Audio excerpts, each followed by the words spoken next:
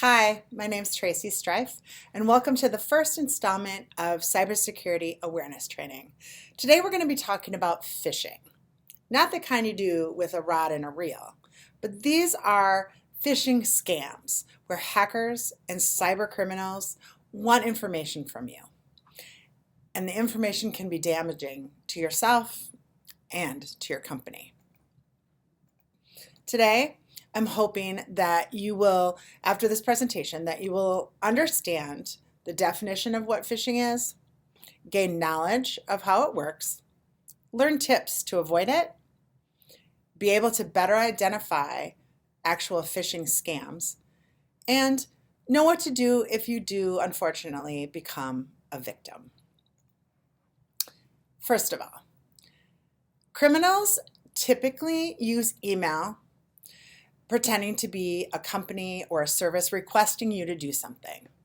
So it's intentional. They're wanting to do this. This is not an accident. They're going to request some sort of action from you, whether it's to click on a link or to fill out a form.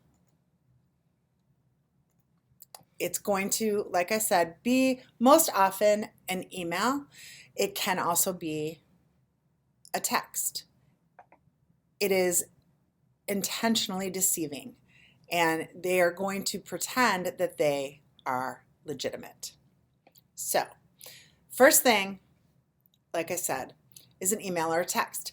The key here is that these criminals are going to try and seem familiar. They're going to use your name, most likely. So if you see an email that says, "Urgent, Tracy, we need this information from you," that they're trying to act like they know you. They're going to request personal information from you, your social security number, your address, your credit card number. And the key is it's going to seem very urgent. Do this now or this will happen. And so that's their trick to try and get you to act, because it's this urgency that they are setting up. The other thing is it looks real. All they have to do is take a screenshot and cut and paste it into an email to make it look real. But it's very damaging, both to you personally and to your company and other people that might be victims. So, what do? What can we do to avoid being a victim of these phishing scams? The first thing that you can do is, if you suspect that you have an email that is a phishing scam, you need to look at the address, because typically you're going to know whether or not something looks real. For example, Amazon.com, the address would be Amazon.com. But if you look at the address, oftentimes in emails that are phishing scams, those emails where they originated from, that's not legit. And we're going to look at some examples here in a minute. Grammar and spelling mistakes are a dead giveaway. That somehow these scammers, they don't know how to spell, and they often use incorrect grammar. So if you've looked at the email and it maybe seems legit, there's really no spelling errors. The other thing that you can do is mouse over a link, if there happens to be a link in the email, and then again, you're going to see that that doesn't go to a legit site. So if you actually want to check out to see if Amazon.com, PayPal are trying to get in touch with you, you need to manually type in the link to Amazon.com in the browser. Do not click the link that is in the email, because that is how they're going to be able to connect to the network and potentially do something damaging. The last thing, and something that we often don't think about because we're such a tech-savvy nation, is that we have this I don't know if I'd call it an aversion, but we don't just pick up the phone to talk to people. We'll text them or we'll email them. But the thing that you can do is pick up the phone. Now, of course, don't pick up the phone and call the number that's on the email.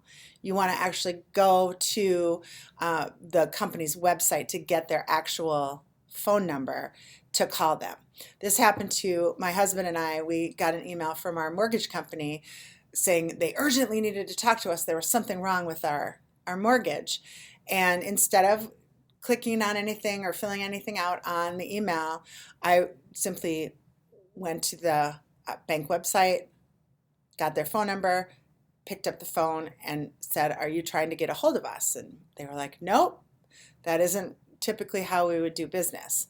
So picking up the phone is really a great way to avoid being a victim of a phishing scam.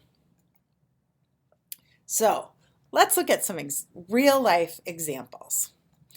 The first one here is from Amazon.com, supposedly. There are 5 things that are wrong with this email. The first of which is right up here where I said, look at the sender. If you look at this, it says Amazon.com, but it's Amazon orders and at some web 7892. That is not a legit address. The next thing is, this is again so easy. It makes it look legitimate. It's simply a screenshot that can be done with no problem. Next, the delivery addresses. Well, I don't know about you, but I only live at one address. So having a plural address doesn't make any sense either. And this is that link I was talking about. It says view or manage your order. That's a live link. Do not click on it. But if you hover over it with your mouse, you will see where that website goes to. And if it was legit, it would say Amazon.com. It doesn't say that. So if you were to click on this, chances are that would go to a bogus website and it could open up a way for the criminals to download a virus and cause a lot of damage. And the last example is one of my favorites. This is Amazon.com. Our brain says Amazon.com, but if you look closely, it is Amazon.com. All they did was replace the M and N. So they took the N and they replaced it with an M. Looks real. Next example, PayPal. Again, at first glance, this looks legit. But if we look up here at the address, again, it is not from the PayPal sender. Next, problems with an apostrophe S. And the next sentence is not grammatically correct. Then we come over to this form. Again, looks like it would be legitimate, especially down here where it's talking about it being a safe form.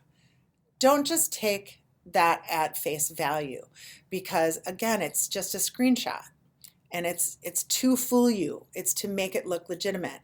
And there's some urgency here.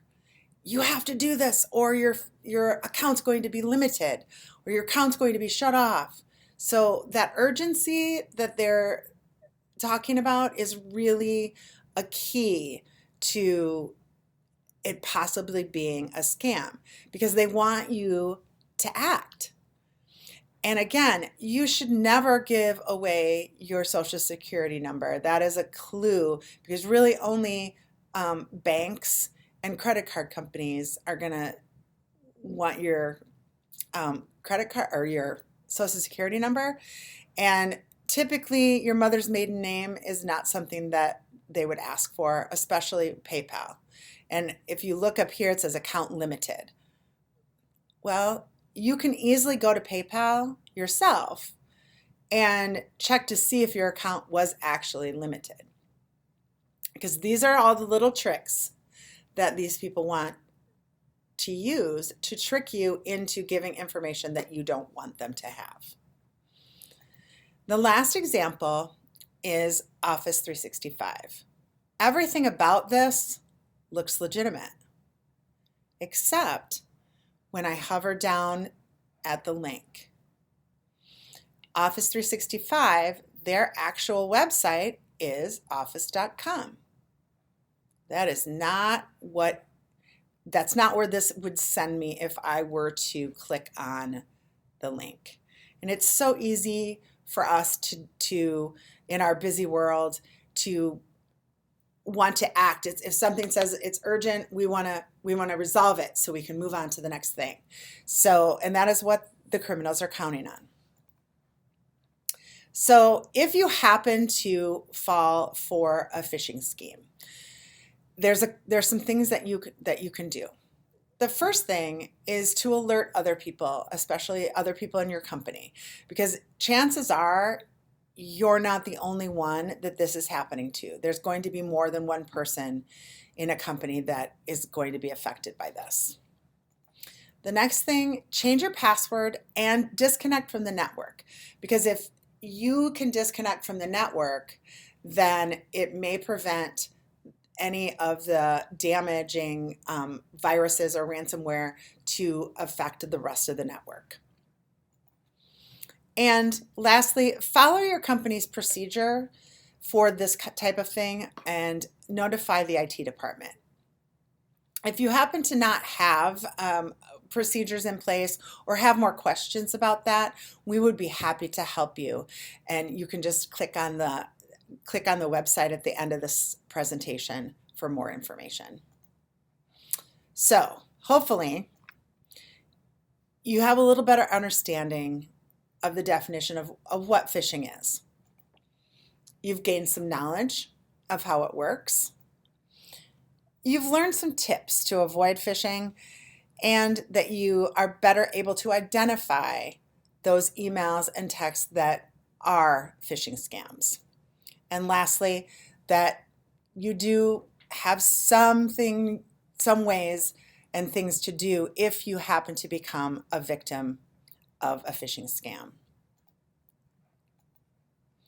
Thanks for watching, and we know that we really want to help people to not become victims of phishing scams. So if there's anything else that we can do or any questions that you may have, please just click the link to get to our website and give us a call.